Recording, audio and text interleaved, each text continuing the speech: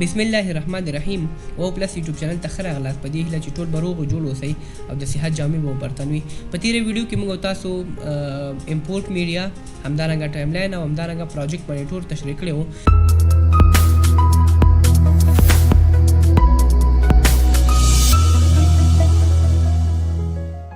په نننۍ ویډیو کې موږ تاسو په سورس منیټور باندې او همدارنګه په سیکوینس باندې کار کوو.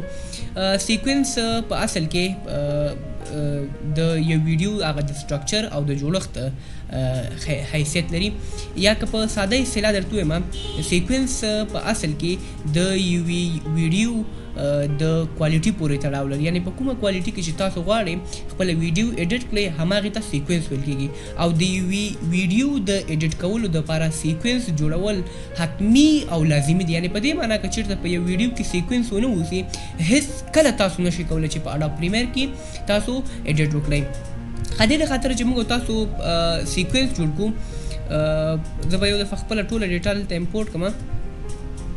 د سیکوینس جوړولو څو مختلفې طریقې دي، خو یوه طریقه دا ده چې تاسو سیکوینس جوړ کړئ، تاسو بلته فایل ته راشئ، په فایل کې به نیو ته راشئ او په نیو کې به سیکوینس ته راشئ. دې سیکوینس باندې تاسو کلیک کولی شئ، همدارنګه د شارټکټ د لارې د کنټرول پلس ان د لارې هم تاسو کولی شئ چې سیکوینس جوړ کړئ. دلته چې موږ تاسو راغلو دې کې ډېر زیاتې سیکوینس شته دی او دا هر یو چې تاسو خلاصوئ په دې کې نورې سیکوینس دي، نورې فولډرې دي او په هغې کې بیا نورې سیکوینس دي. دا په اصل کې مخکې مې ورته وویل چې د ویډیو کوالټي ده، په کومه کوالټي کې چې تاسو غواړئ هغه خپله ویډیو ایډیټ کړئ. خو ډېرې عامې چې استعمالیږي کوم سیکوینس چې عموما د ویډیو دپاره استعمالیږي هغه HDV سیکوینس دي او په HDV په داخل کې چې دی 1080 او 1080 دا دواړه ډېر زیات استعمالیږي. نو تاسو زه خپل زړه چې 1080 استعمالوي که 25 خو دا دوه ډېر زیات استعمالېدونکي سیکوینس دي. راځو په اوکې باندې کلیک کوو. دلته زموږ او تاسو څه شو سیکوینس جوړ شو.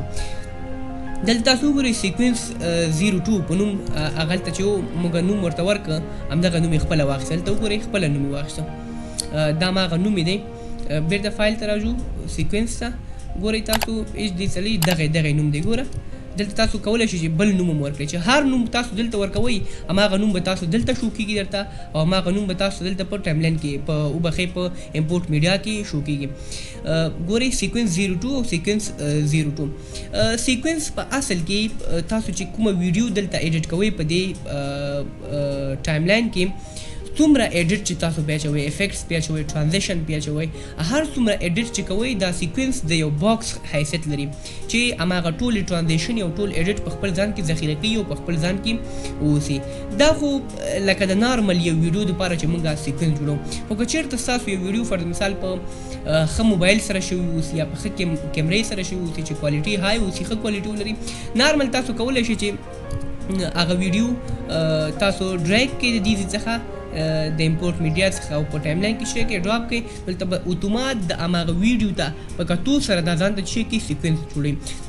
نو دا د سیکوینس جوړولو طریقې وي چې موږ تاسو په دې باندې کار وکړو. او سیکوینس جوړول دا ډېر مهم دی په ویډیو ایډیټ کې. بیا تاسو داسې هم کولی شئ چې د یو ویډیو دپاره څو مختلفې سیکوینسې جوړې کړئ او هماغه یو ویډیو یوه برخه فرض مثال په یو سیکوینس کې ایډیټ کړئ، بله برخه بیا په بل سیکوینس کې ایډیټ کړئ او په آخر کې چې کله تاسو دا ایکسپورټ کوئ کولی شئ چې دا ټوله بیا په د یو ویډیو په شکل غوندې د ځان سره ایکسپورټ کړئ. خو هغه بیا وروسته خبرې دي انشاءالله په هغې بیا بحث کوو.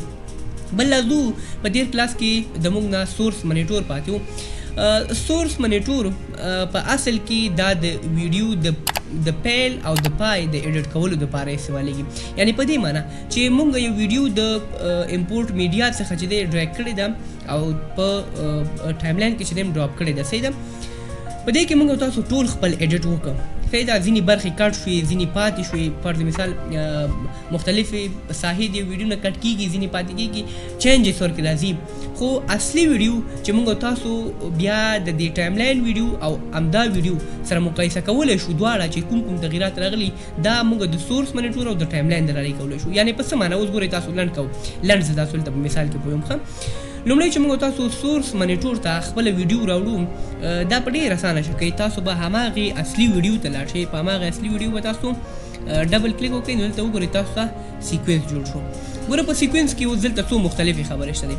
اول دا د ویډیو چې دی دا د دې زوم لیول دی چې تاسو به کوم سطح کې یا په کوم لیول کې تاسو د دې ویډیو زوم اخلئ.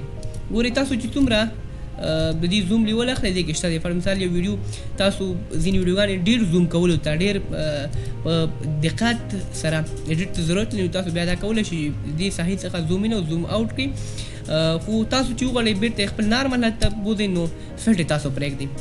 دا لومړی مسله. بل چې دی د دې ویډیو چې دی ریزولوشن دی. ریزولوشن په دې معنی چې ځینې کمپیوټر چې دی کمزوري دي، د دې ګرافیکس چې دی کمزوری دی، نو هغه چې تاسو په دې اډوب پریمیر کې پلی کوئ دا بند کېږي، یا ځینې وخت کې فرض مثال بفرینګ کوي، یا ځینې وخت کې جړ اوسي، ځینې وخت کې فرض مثال دا بلر اوسي که نه، مختلف قسم مشکلات ورکړي راځي.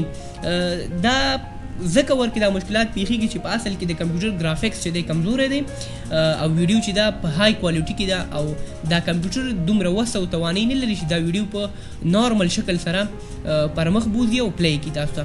نو د دې مشکل د حل کولو دپاره تاسو کولی شئ چې د ویډیو ریزولوشن کم کړئ. تاسو کولی شئ چې 1:2 ریزولوشن واخلئ یا 1:4 ریزولوشن واخلئ، هر څومره چې تاسو ښکته راځي د دې ریزولوشن به ښکته کېږي. خو فل چې دی په هماغه اصل کې چې د ویډیو څومره خپله کوالټي ده هماغې ته فل ریزولوشن ویل کېږي. خو زما کمپیوټر چونکې کمزوری دی، ګرافیک کم دی، نو زه به 1:2 واخلم یا 1:4 به ورته واخلم. یو خبره تاسو په یاد ولرئ، ځینې خلک ځکه دلته دا 1:2 او 1:4 ریزولوشن نه ډارېږي، وایي دا چې کله ته ایکسپورټ کوې دا د ویډیو کوالټي خرابېږي، او دا خبره کاملا غلطه ده. دلته چې موږ د دې ویډیو ریزولوشن کوو دا په اصل کې په داخل د اډوب پریمیر کې د دې ریزولوشن کموي. په دې پلی کولو کې د اډوب پریمیر په داخل کې چې موږ کوم ویډیو پلی کوو دغلته ریزولوشن کموي. کله چې موږ تاسو دا ویډیو ایکسپورټ کوو په هغې وخت کې خپل نارمل چې د ویډیو څومره خپل ریزولوشن اوسي هماغه ریزولوشن کې دا تا ته ایکسپورټ کوي. صحیح ده. نو که ستاسو کمپیوټر هم دا مشکل لري چې ویډیو فرض مثال نښلي، بلرینګ کوي، یا فرض مثال صحیح په سموټ ډول سره نشي پلی کولی، تاسو د دې دا ریزولوشن د دې اډوب پریمیر سیټینګ کې ورته کم کړئ. صحیح ده. بل چې دی تاسو دلته وګورئ، یو دا د ویډیو آیکن دی، بل چې دی دا د ساوند آیکن دی. ویډیو خو فرض مثال هم دا اوس پلی ده، دا په ویډیو آیکن کې ده. د ساوند آیکن د مخې تاسو کولی شئ چې دا کومه ویډیو چې کوم ساوند لري دغه تاسو ته درښي. یعنی که تاسو غواړئ چې د همدې ویډیو ساوند ایډیټ کړئ، د دې ساوند آیکن باندې کلیک کولی شئ، او که غواړئ چې ویډیو ایډیټ کړئ په ویډیو باندې کلیک کولی شئ. دا دوه آیکنې دي. بل تر ټولو مهمه خبره فرض مثال اوس وګورئ، ښه تر ټولو مهمه خبره چې دا تاسو دایما په یاد ولرئ چې زما بیا د یاده ونه وځي، همیشه چې موږ تاسو یو ویډیو ایډیټ کوو، او دا زما د تجربې د لحاظه څومره ویډیوګانې چې موږ ایډیټ کوو دا موږ ساوند ته په کتو سره ایډیټ کوو. هیڅ کله هم موږ نشو کولی چې موږ تاسو یو ویډیو هغه ویډیو ته په کتو سره ایډیټ کوو. ځینې وخت کې استثناءات بیا شته دی چې موږ د ویډیو د نظره یو ویډیو ایډیټ کوو، خو دایما چې موږ 80% چې دی موږ یو ویډیو د ساوند د مخې چې دی ایډیټ کوو. ځکه دا اوس وګورئ دې کې چې دا زما اواز چې دی دا ډېر سلو دی، دې کې بیا چې دی دا ګوره تاسو دا څپې ګورئ د ساوند دا ډېرې تیزې شوي دي. ګورئ بیا دلته کمزوري دي، بیا فرض مثال نارمل دي. فرض مثال که ځینې وختو کې ما خبرې نه کړي دلته بیا دا ګرافونه سره موجود نه اوسي، دا یو سیده لاین اوسي، نو دا بیا تاسو د دې د مخې چې کوم دی کې فرض مثال ګلاف لاین سیده اوسي هغې دې کې تاسو کولی شئ چې کټ وکړئ، او دا د ویډیو د مخې بیا نه شي کولی، ځکه څه پته درته لګېږي چې ما په کوم دی کې خبرې کړي کوم دی کې مې نه دي کړي. نو دایما ایډیټ موږ د ساوند د لحاظه کولی شو. اوس فرض مثال وګورئ تر دغه ځای پورې چې دی زما ویډیو نه ده پکار، دا شاته ویډیو، نو موږ تاسو کولی شو چې دا هیډ هر ځای نه چې تاسو غواړئ چې ویډیو هماغه ساحې ته بوځئ، کولی شئ دا هیډ تاسو کلیک ونیسئ او هماغه ځای ته بوځئ. دې ته چې دی هیډ ویل کېږي. صحیح ده. اوس زه غواړم چې د دې نه دا بره ویډیو زما نه ده پکار، نو موږ تاسو چې کوو دا په مارک ان باندې، مارک ان شارټکټ څه شی دی؟ آی دی. صحیح ده. دا پریس کوو نو دا شاته ویډیو کټ شوه او دې طرف ویډیو ټوله شته دی. صحیح ده. اوس زه راځم دا د دې نه هم د کش کولی شم، دومره ویډیو زما نوره پکار ده. صحیح ده. تر دې ساحې پورې زما پکار ده، نو لازم په څه باندې کلیک کوم؟ په مارک آوټ باندې. د مارک آوټ شارټکټ څه شی دی؟ او په دې باندې. نو دا طرف ټوله ویډیو او دا طرف ټوله ویډیو دا څه شوه؟ دا ترې نه کټ شوه، یوازې دغه ویډیو پاتې شوه. نو تاسو کولی شئ چې د آی سره او د او سره، د آی سره د ویډیو شروع او د او سره د ویډیو خاتمه باندې څه وکړئ؟ کلیک کولی شئ او دا کټ کولی شئ. تاسو عموما ټولې شارټکټ کولی شئ چې ایډیټ ته راشئ او ایډیټ د لارې په دې اخر کې د کیبورډ شارټکټ دې باندې کلیک کړئ یا کنټرول الټ کې تاسو د کیبورډ نه پریس کولی شئ. تاسو به ټولې شارټ کټ د اډوب پریمیر کې څومره شارټ کټ استعمالیږي دا دلته موجود دي. تاسو بیا دا که ځان سره حفظ کړئ نو ستاسو په ایډیټ کې به ډېر زیات تاسو ته اساني راولي. دې نه تاسو کولی شئ. اوس ما دا ویډیو فرض مثال همدومره په کار ده نو زه اوس څه شی کوم راځم دلته په امپورټ یا انزرټ باندې څه شی کوم کلیک کوم. دلته چې زه په انزرټ باندې کلیک کوم دا وګوره دا ویډیو راغله دا پاتې دا خو مخکینی سیکوینس و.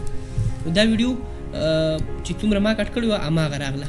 صحیح شو څومره چې په کومه اندازه چې ما کټ کړې وه هماغه ویډیو موږ ته پای شوه. او بله تر ټولو مهمه خبره کله چې ته دا ویډیو انزرټ کوې ستا دلته چې دا هیډ په هره ساحه کې ولاړ اوسي دا ویډیو به په هماغه ځای کې امپورټ کېږي. که دا هیډ دلته ولاړ اوسي دا ویډیو به دلته امپورټ کېږي او که دا هیډ په دې سر کې ولاړ اوسي او مالته په انزرټ بټن کلیک وکړه دا په دې سر کې انزرټ کېږي.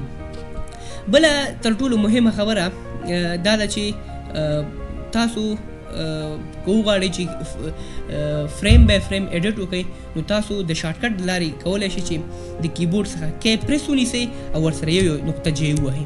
دا چې تاسو دلته کی پریس نیسئ یو نقطه جی ووهئ دا ګوره یو کی فریم به دا ایډیټ کېږي. غواړئ په ډېر دقت سره ایډیټ وکړئ نو دا به وروسته دي. او که تاسو غواړئ چې مخکې لاړ شئ نو کی پریس ونیسئ او ایل به ورسره ووهئ. صحیح ده. او که وغواړئ چې دا ویډیو فرض مثال په تیزه په سپیډ کې پلی شي نو تاسو ایل باندې کلیک کوئ. صحیح ده. څومره چې په ایل ډېر کلیک کوئ هماغومره به دا ویډیو تیزه منډه وهي. اګه غواړئ چې بیرته شا طرفي تیزه منډه وهي نو په جی باندې به کلیک کوئ. چې هر څومره په جی باندې تاسو ډېر کلیک کوئ هماغومره به دا شاته ځي. او په کی باندې موږ تاسو کولی شو دا ویډیو فرض مثال دې نه پلی کړو او بیرته سټاپ کړو. دا په دې بیک سپیس باندې هم کولی شو او په دې کی د لارې هم کولی شو. نو مختلفې طریقې دي. اډوب پریمیر ما تاسو مخکې ډېر پراخه سافټویر دی. مختلفو یو کار تاسو کولی شئ چې په ډېرو زیاتو مختلفو طریقو سره اجرا کړئ او ترسره یې کړئ. صحیح ده. دا هماغه د کی او د جی چې دی دا کی شو وبخئ دا جی شو او دا چې دی ایل شو او دا چې دی پلی شو او سټاپ شو دا د کی د لارې موږ تاسو کولی شو. صحیح ده. بل چې دی د دې په سورس منیټور کې چې موږ کوم ځای د دې ویډیو شروع ده یعنی د ایډیټ شروع چې کوم ځای دی په دې تاسو کلیک کولی شئ دا تاسو سر ته وړي هماغه ایډیټ شروع چې کوم دی او دا تاسو د ایډیټ اخر ته وړي. صحیح ده. د دې دوه بټنو د لارې دا اوس موږ د نننۍ ورځې درس موږ په نننۍ ورځ کې په سیکوینس او په سورس منیټور باندې بحث وکړم. تر بلې ویډیو پورې چې زه بیا راځم تاسو به خدای جل جلاله سپارم ویډیو لایک کړئ کمنټ کړئ او یوټیوب چینل در سره سبسکرایب کړئ. والسلام علیکم ورحمۃ اللہ وبرکاتہ.